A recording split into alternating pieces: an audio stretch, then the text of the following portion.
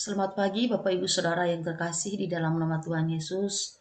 Pada pagi hari ini kita sangat bersyukur karena Tuhan baik bagi kita. Kita boleh bangun kembali dengan tubuh yang sehat, semua karena anugerahnya. Karena itu kita akan mengawali hari ini bersama dengan Tuhan, dengan bersekutu.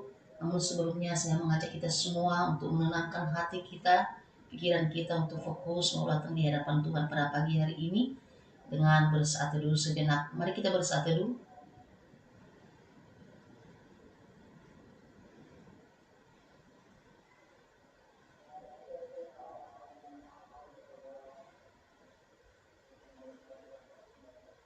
Amin.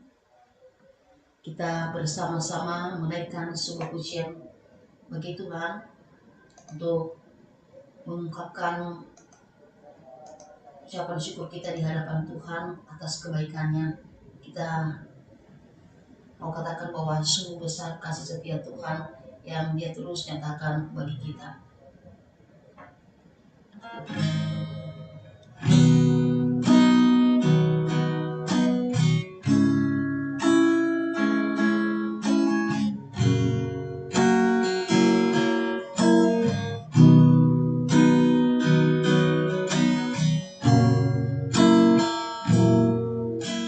Sungguh besar setiamu, Kau nyatakan bagiku. Kau Bapa yang selalu mengerti isi hatiku. Kemuliaan-Mu Kau janjikan, aku tetap percaya. Ku percaya janji-Mu ajaib, terukir dalam kehidupanku. Ku berserah di dalam kekuatan-Mu. Ku percaya.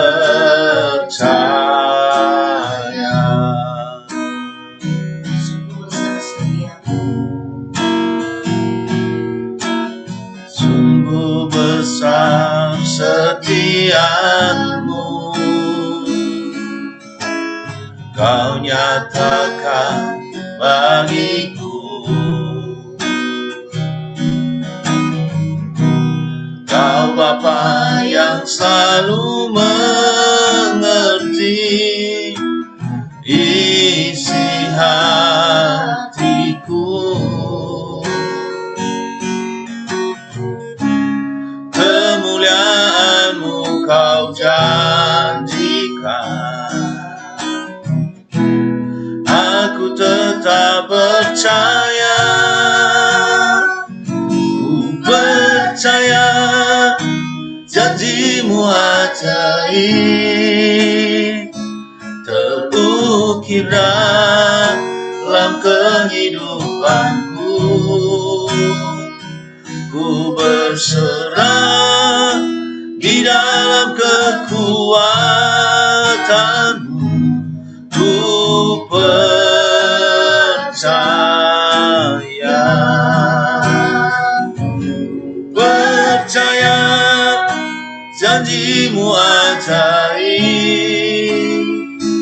terukir dalam kehidupanku.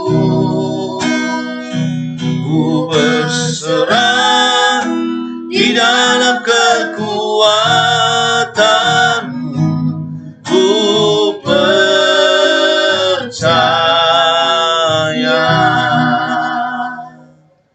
Kita berdoa.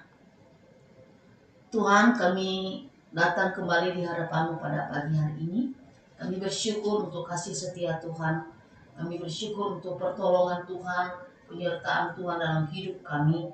Di pagi hari ini kami boleh kembali bersama-sama datang di hadapan Tuhan. Kami rindu Tuhan, Engkau boleh memberkati kami lewat kebenaran firman Tuhan yang sebentar kami akan uh, membaca dan merenungkan.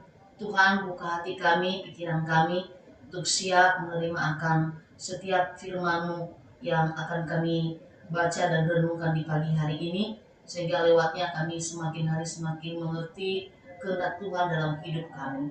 Bapa, kami juga menyerahkan untuk peralatan yang kami gunakan di pagi hari ini. Tuhan memberkati semuanya sehingga boleh berfungsi dengan baik. Waktu ini kami serahkan ke dalam tangan Tuhan, dari awal pertengahan hingga berakhir. Tuhan sendiri yang boleh memimpin. Di dalam nama Tuhan kami Yesus Kristus kami telah berdoa. Amin. Kembali kita bersama-sama akan melanjutkan pembacaan kita yang hari ini kita masuk di dalam kitab Keluaran pasalnya yang ke-20.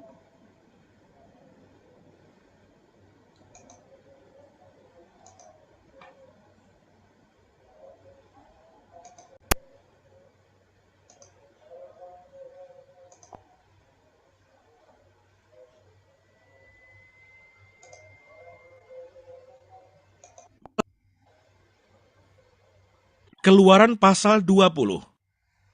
Ke-10 firman. Lalu Allah mengucapkan segala firman ini, Akulah Tuhan Allahmu yang membawa engkau keluar dari tanah Mesir, dari tempat perbudakan. Jangan ada padamu Allah lain di hadapanku. Jangan membuat bagimu patung yang menyerupai apapun yang ada di langit di atas, atau yang ada di bumi di bawah, atau yang ada di dalam air di bawah bumi. Jangan sujud menyembah kepadanya atau beribadah kepadanya, sebab aku, Tuhan Allahmu, adalah Allah yang cemburu, yang membalaskan kesalahan bapa kepada anak-anaknya, kepada keturunan yang ketiga dan keempat, dari orang-orang yang membenci aku. Tetapi aku menunjukkan kasih setia kepada beribu-ribu orang, yaitu mereka yang mengasihi aku dan yang berpegang pada perintah-perintahku. Jangan menyebut nama Tuhan Allahmu dengan sembarangan, sebab Tuhan akan memandang bersalah orang yang menyebut namanya dengan sembarangan. Ingatlah dan kuduskanlah hari Sabat. 6 hari lamanya engkau akan bekerja dan melakukan segala pekerjaanmu. Tetapi hari ke-7 adalah hari Sabat Tuhan Allahmu, maka jangan melakukan sesuatu pekerjaan. Engkau atau anakmu laki-laki, atau anakmu perempuan, atau hambamu laki-laki, atau hambamu perempuan, atau hewanmu, atau orang asing yang di tempat kediamanmu. Sebab 6 hari lamanya Tuhan menjadikan langit dan bumi, laut dan segala isinya, dan ia berhenti pada hari ke-7. Itulah sebabnya Tuhan memberkati hari Sabat dan menguduskannya. Hormatilah ayahmu dan ibumu, supaya lanjut umurmu di tanah yang diberikan Tuhan Allahmu kepadamu. Jangan membunuh, jangan berzina, jangan mencuri, jangan mengucapkan saksi dusta tentang sesamamu. Jangan mengingini rumah sesamamu. Jangan mengingini istrinya atau hambanya laki-laki, atau hambanya perempuan, atau lembunya, atau keledainya, atau apapun yang dipunyai sesamamu. Orang Israel takut menghadapi kedatangan Tuhan. Seluruh bangsa itu menyaksikan guru mengguntur, kilat sabung menyabung, sangkakala berbunyi, dan gunung berasap. Maka bangsa itu takut dan gemetar, dan mereka berdiri jauh-jauh. Mereka berkata kepada Musa, Engkaulah berbicara dengan kami, maka kami akan mendengarkan. Tetapi janganlah Allah berbicara dengan kami, nanti kami mati. Tetapi Musa berkata kepada bangsa itu, Janganlah takut, sebab Allah telah datang dengan maksud untuk mencoba kamu, dan dengan maksud supaya takut akan Dia ada padamu, agar kamu jangan berbuat dosa. Adapun bangsa itu berdiri jauh-jauh, tetapi Musa pergi mendekati embun yang kelam di mana Allah ada. Peraturan tentang kebaktian. Lalu berfirmanlah Tuhan kepada Musa, Beginilah kau katakan kepada orang Israel, kamu sendiri telah menyaksikan bahwa aku berbicara dengan kamu dari langit. Janganlah kamu membuat di sampingku Allah perak, juga Allah emas. Janganlah kamu buat bagimu. Kau buatlah bagiku mezbah dari tanah, dan persembahkanlah di atasnya korban bakaranmu dan korban keselamatanmu, kambing dombamu dan lembu sapimu. Pada setiap tempat yang kutentukan menjadi tempat peringatan bagi namaku, aku akan datang kepadamu dan memberkati engkau. Tetapi jika engkau membuat bagiku mezbah dari batu, maka jangan engkau mendirikannya dari batu pahat, sebab apabila engkau mengerjakannya dengan beliung, maka engkau melanggar kekudusannya. Juga jangan engkau naik tangga ke atas ke mezbahku, supaya auratmu jangan kelihatan di atasnya. Keluaran pasal 21 tentang hak budak Ibrani. Inilah peraturan-peraturan yang harus kau bawa ke depan mereka.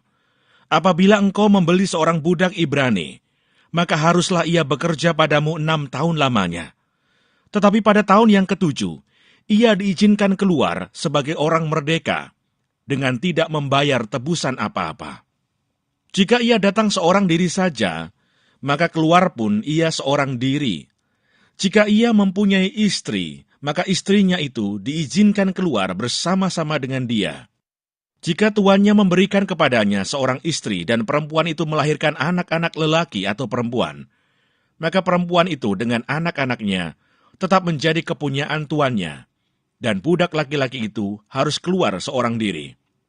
Tetapi jika budak itu dengan sungguh-sungguh berkata, "Aku cinta kepada tuanku, kepada istriku, dan kepada anak-anakku, aku tidak mau keluar sebagai orang merdeka," maka haruslah tuannya itu membawanya menghadap Allah, lalu membawanya ke pintu atau ke tiang pintu, dan tuannya itu menusuk telinganya dengan penusuk, dan budak itu bekerja pada tuannya untuk seumur hidup.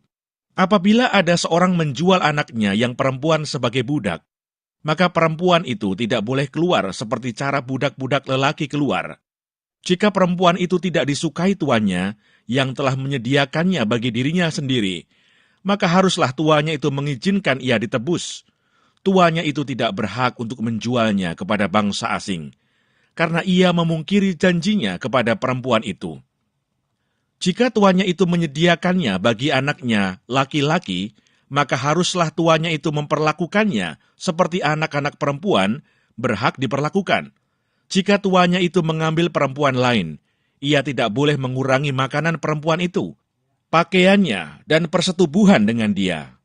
Jika tuannya itu tidak melakukan ketiga hal itu kepadanya, maka perempuan itu harus diizinkan keluar dengan tidak membayar uang tebusan apa-apa. Peraturan tentang jaminan nyawa sesama manusia.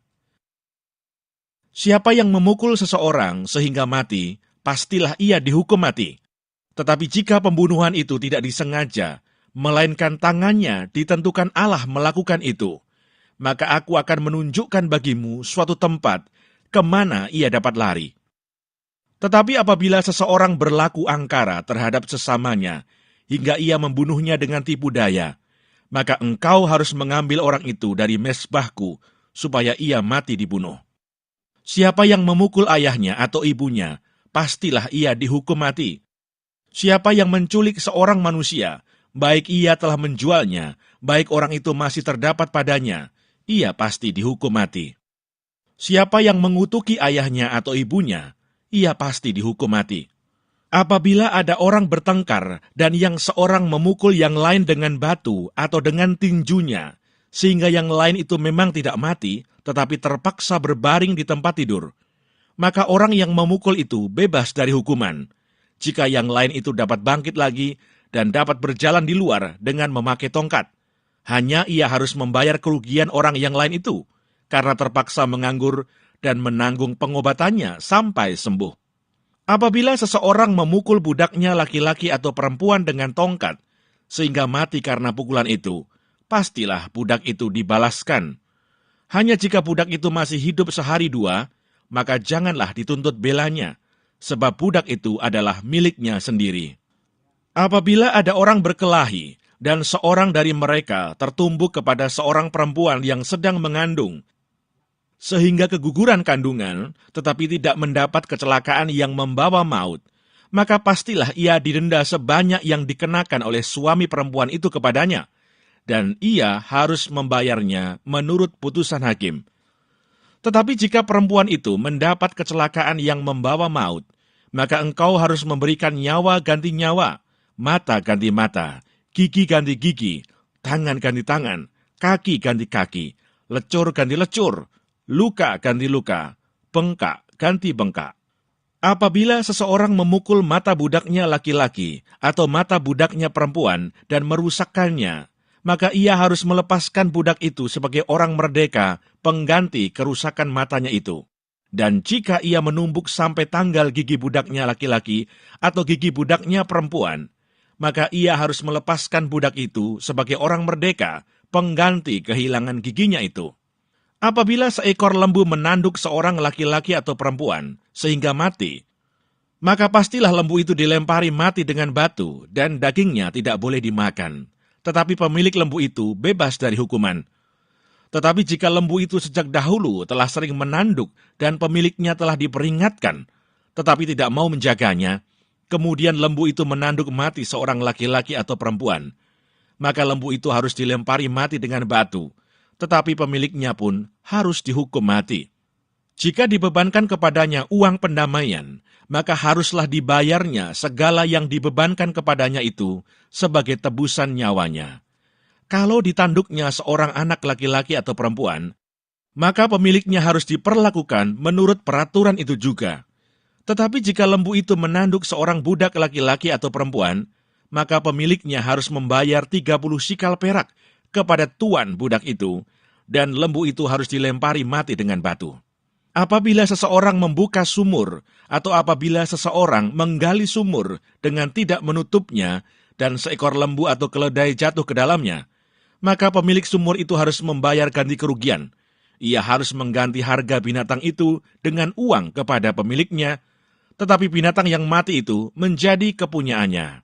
Apabila lembu seseorang menanduk lembu orang lain sehingga mati, maka lembu yang hidup itu harus dijual, uangnya dibagi, dan binatang yang mati itu pun harus dibagi juga. Tetapi jikalau lembu itu terkenal telah sering menanduk sejak dahulu, dan walaupun demikian pemiliknya tidak mau menjaganya, maka ia harus membayar ganti kerugian sepenuhnya, lembu ganti lembu, tetapi binatang yang mati itu menjadi kepunyaannya. Keluaran pasal 22. Peraturan tentang jaminan harta sesama manusia. Apabila seseorang mencuri seekor lembu atau seekor domba dan membantainya atau menjualnya, maka ia harus membayar gantinya, yakni 5 ekor lembu ganti lembu itu dan 4 ekor domba ganti domba itu. Jika seorang pencuri kedapatan waktu membongkar dan ia dipukul orang sehingga mati, maka si pemukul tidak berhutang darah. Tetapi jika pembunuhan itu terjadi setelah matahari terbit, maka ia berhutang darah. Pencuri itu harus membayar ganti kerugian sepenuhnya. Jika ia orang yang tak punya, ia harus dijual ganti apa yang dicurinya itu.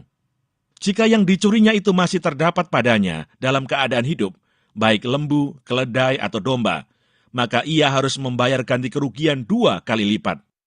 Apabila seseorang menggembalakan ternaknya di ladangnya atau di kebun anggurnya, dan ternak itu dibiarkannya berjalan lepas, sehingga makan habis ladang orang lain, maka ia harus memberikan hasil yang terbaik dari ladangnya sendiri, atau hasil yang terbaik dari kebun anggurnya sebagai ganti kerugian. Apabila ada api dinyalakan, dan api itu menjilat semak duri, tetapi tumpukan gandum atau gandum yang belum dituai, atau seluruh ladang itu ikut juga dimakan api, maka orang yang menyebabkan kebakaran itu harus membayar ganti kerugian sepenuhnya. Apabila seseorang menitipkan kepada temannya uang atau barang, dan itu dicuri dari rumah orang itu, maka jika pencuri itu terdapat, ia harus membayar ganti kerugian 2 kali lipat. Jika pencuri itu tidak terdapat, maka tuan rumah harus pergi menghadap Allah untuk bersumpah bahwa ia tidak mengulurkan tangannya mengambil harta kepunyaan temannya. Dalam tiap-tiap perkara pertengkaran harta, baik tentang seekor lembu, tentang seekor keledai, tentang seekor domba, tentang sehelai pakaian, baik tentang barang apapun yang kehilangan, kalau seorang mengatakan, inilah kepunyaanku, maka perkara kedua orang itu harus dibawa ke hadapan Allah. Siapa yang dipersalahkan oleh Allah, haruslah membayar kepada temannya ganti kerugian 2 kali lipat. Apabila seseorang menitipkan kepada temannya seekor keledai, atau lembu, atau seekor domba, atau binatang apapun, dan binatang itu mati, atau patah kakinya, atau dihalau orang dengan kekerasan, dengan tidak ada orang yang melihatnya, maka sumpah di hadapan Tuhan harus menentukan di antara kedua orang itu, apakah ia tidak mengulurkan tangannya mengambil harta kepunyaan temannya, dan pemilik harus menerima sumpah itu, dan yang lain itu tidak usah membayar ganti kerugian. Tetapi jika binatang itu benar-benar dicuri orang daripadanya, maka ia harus membayar ganti kerugian kepada pemilik. Jika binatang itu benar-benar diterkam oleh binatang buas, maka ia harus membawanya sebagai bukti. Tidak usah ia membayar ganti binatang yang diterkam itu. Apabila seseorang meminjam seekor binatang dari temannya, dan binatang itu patah kakinya atau mati, ketika pemiliknya tidak ada di situ, maka ia harus membayar ganti kerugian sepenuhnya. Tetapi jika pemiliknya ada di situ, maka tidak usahlah ia membayar ganti kerugian. Jika binatang itu disewa, maka kerugian itu telah termasuk dalam sewa. Apabila seseorang membujuk seorang anak perawan yang belum bertunangan dan tidur dengan dia, maka haruslah ia mengambilnya menjadi istrinya dengan membayar mas kawin. Jika ayah perempuan itu sungguh-sungguh menolak memberikannya kepadanya, maka ia harus juga membayar perak itu sepenuhnya, sebanyak mas kawin anak perawan. Peraturan tentang dosa yang keji. Seorang ahli sihir perempuan janganlah engkau biarkan hidup. Siapapun yang tidur dengan seekor binatang, pastilah ia dihukum mati. Siapa yang mempersembahkan korban kepada Allah, kecuali kepada Tuhan sendiri, haruslah ia ditumpas. Peraturan tentang orang-orang yang tidak mampu. Janganlah kau tindas atau kau tekan seorang orang asing, sebab kamu pun dahulu adalah orang asing di tanah Mesir. Seorang janda atau anak yatim, janganlah kamu tindas. Jika engkau memang menindas mereka ini, tentulah aku akan mendengarkan seruan mereka, jika mereka berseru-seru kepadaku dengan nyaring.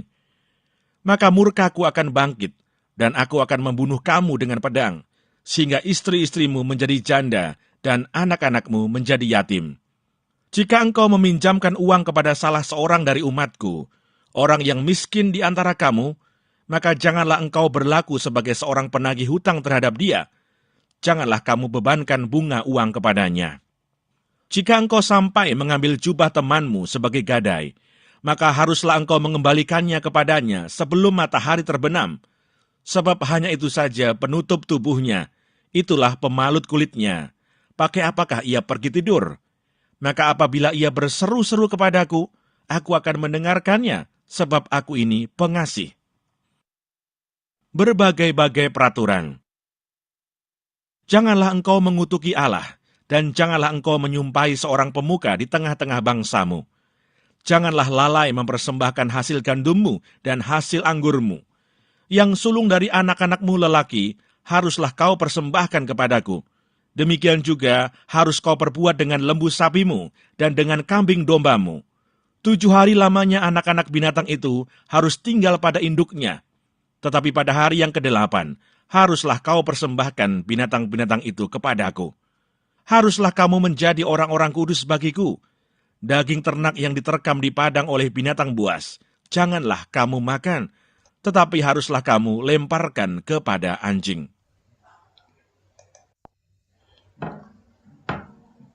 Ya, kita akan melanjutkan dengan merenungkan firman Tuhan di dalam Yeremia pasal 34 ayat 8-22.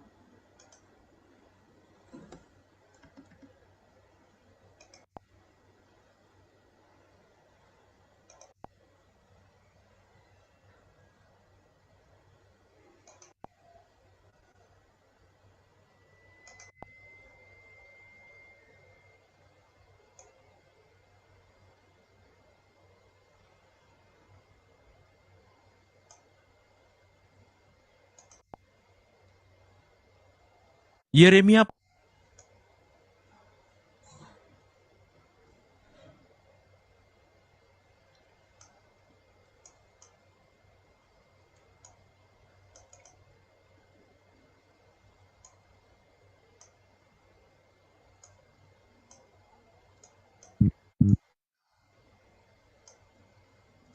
ketika tentara Raja Babel berperang melawan Yerusalem dan segala kota Yehuda yang masih tinggal, yaitu Lakis dan Aseka, sebab kota-kota itulah yang masih tinggal di antara kota-kota Yehuda.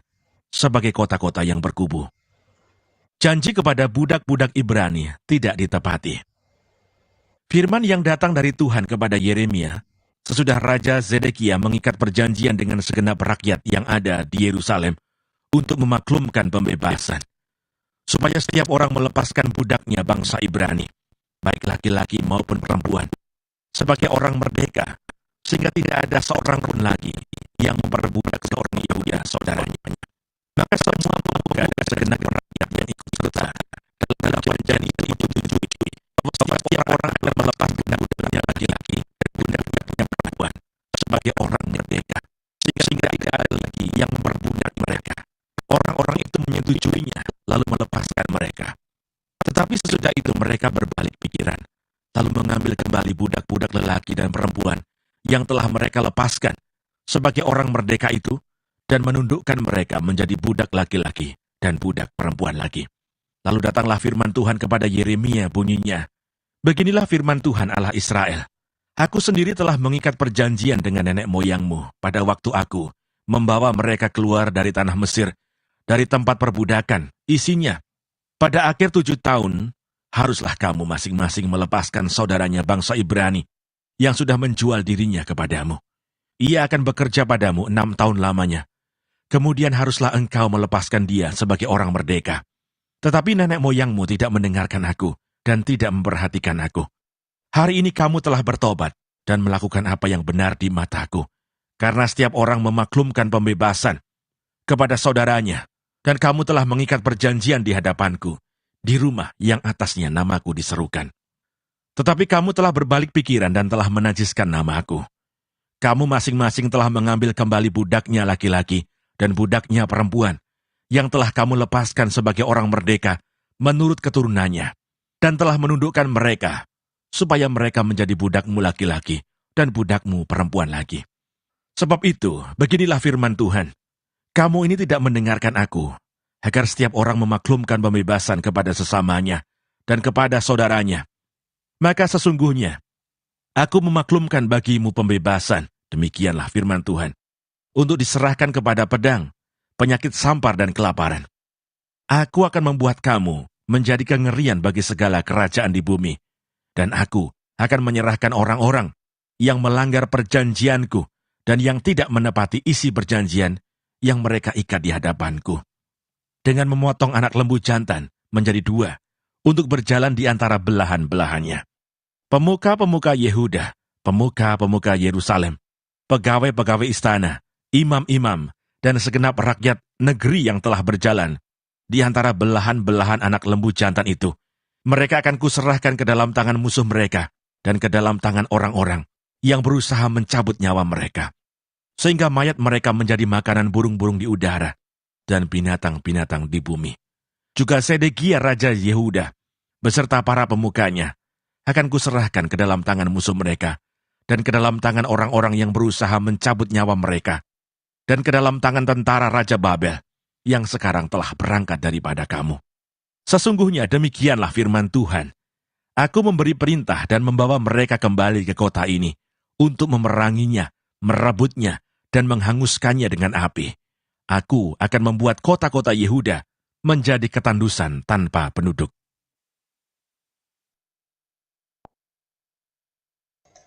Ya, kita akan melanjutkan dengan membaca artikel dari Santapan Harian. Pelanggar perjanjian. Dalam dunia kuno, perjanjian merupakan hal yang sangat serius. Ketika seorang melanggar perjanjian, biasanya ia harus membayar dengan nyawanya. Raja Zedekia mengikat perjanjian dengan segenap rakyat Yehuda yang ada di Yerusalem, bahwa mereka akan melepaskan semua budak Ibrani, sehingga tidak ada lagi orang-orang yang diperbudak saudaranya sendiri. Mereka semua awalnya melakukan apa yang sudah mereka janjikan, tetapi setelah itu mereka berbalik pikiran dan mengambil budak-budak yang telah mereka lepaskan.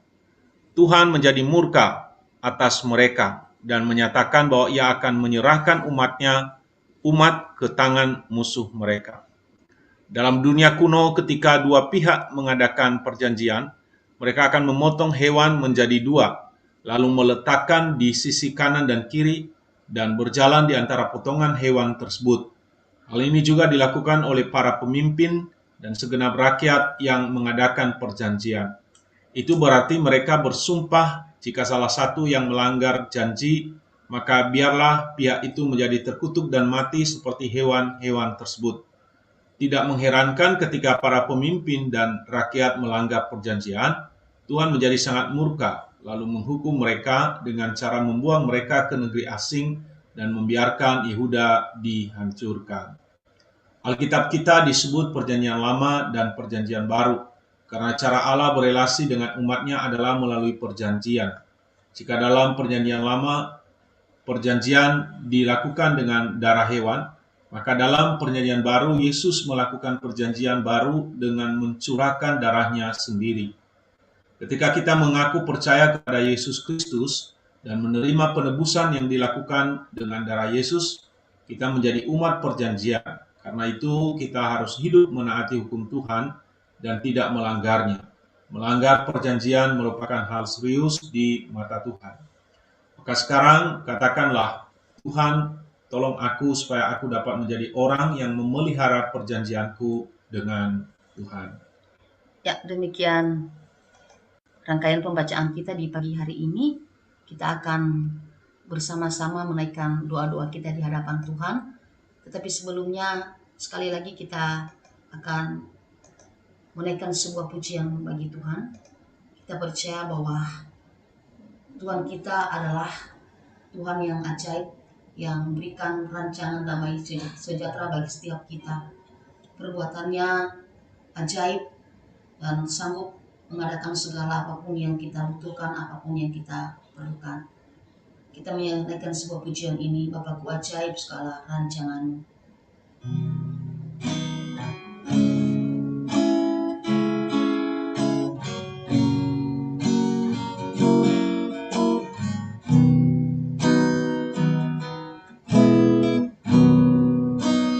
Bapakku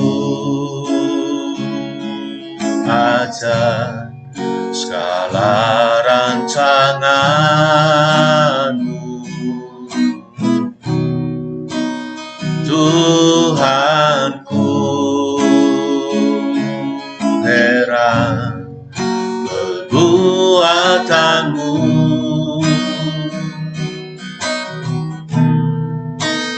Engkau sanggup mengadakan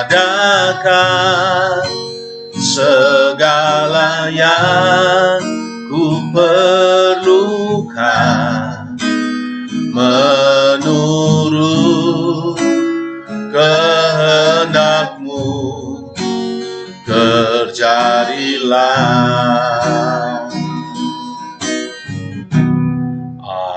Ajarku mengerti segala rencana-Mu,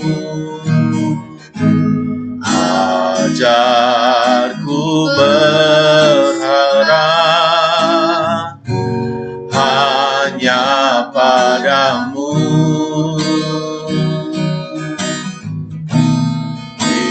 Pimpinlah jalanku dalam terang firman-Mu, ajarku berharap hanya pada-Mu.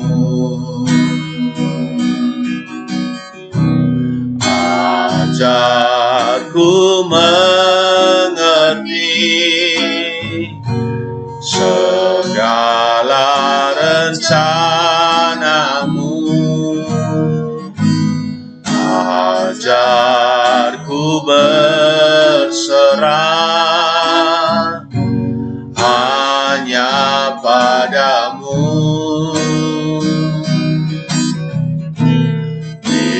Pimpinlah jalanku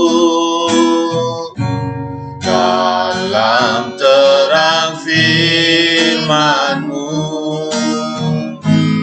ajar